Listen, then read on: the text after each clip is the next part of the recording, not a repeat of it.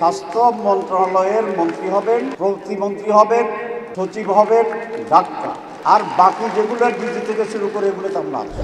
বাংলাদেশে টোটাল স্বাস্থ্য ব্যবস্থা অত্যন্ত দুর্বল, দুর্নীতিপরায়ণ এবং নেগলেক্টেড। আমি দেশভিত্তিক কথা বলছি, ন্যাশনাল পর্যায়ে। ব্রিটেনে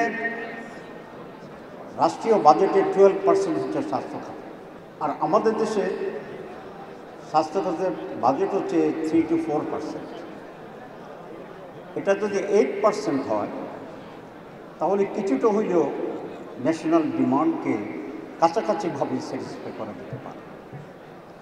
যে 4% বাজেট আছে তারপরে তার মধ্যে 2% এখানে দুর্নীতিতে চলে যায়। সুতরাং জনগণের জন্য আছে মাত্র 2%, হুইচ ইজ মোস্ট মিনিমাম। আমার একটা অভিজ্ঞতা আছে, যখন আমি এমপি ছিলাম সেখানে, এবং আমি পাবলিক অ্যাকাউন্টস কমিটির মেম্বার ছিলাম। অডিটে 106 কোটি টাকার একটা বাজেট আসছিল স্বাস্থ্য খাতে। এটার 1 টাকাও খরচ হয় নাই, কিন্তু সব টাকা উল্টো করে ফেলেছে। এবং কাঠি তদন্ত কমিটি হয়েছে, তদন্ত কমিটিতে আমাকেই কনভেনার করা হয়েছিল, যেহেতু আমি ডাক্তার, পার্লামেন্টারি তদন্ত কমিটি। সেই কমিটিতে যখন আমরা আলোচনা করি, দেখলাম মন্ত্রী থেকে শুরু করে সিভিল সার্জন পর্যন্ত মাঝখানে যারা যারা আছেন তারা সকলে মিলে 106 কোটি টাকা খেয়ে ফেলছে, কিন্তু বাউচার করে দিছে এবং টাকা শেষ হয়ে গেছে। তো সেই জন্য আমি 2%-এর কথা বলেছি, কোনো কোনো ক্ষেত্রে আরও বেশি এখানে দুর্নীতি হচ্ছে।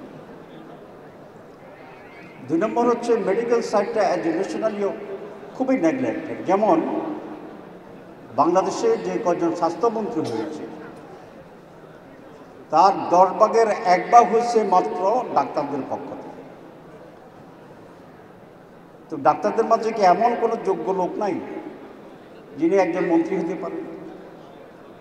বাংলাদেশে যারা মন্ত্রী হয়েছে তাদের তালিকা যদি আমরা নেই, তাহলে আমার তো মনে হয় যে কোনো ডাক্তারই একজন মন্ত্রী হতে পারে।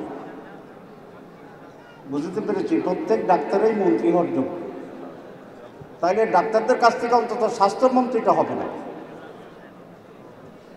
আমি আজকে শুরুতেই আমার কথার এই জোর দাবি জানাচ্ছি যে স্বাস্থ্য মন্ত্রণালয়ের মন্ত্রী হবেন ডাক্তার, প্রতিমন্ত্রী হবেন ডাক্তার, সচিব হবেন ডাক্তার, আর বাকি যেগুলো ডিজি থেকে শুরু করে এগুলো তো আমরা আছি।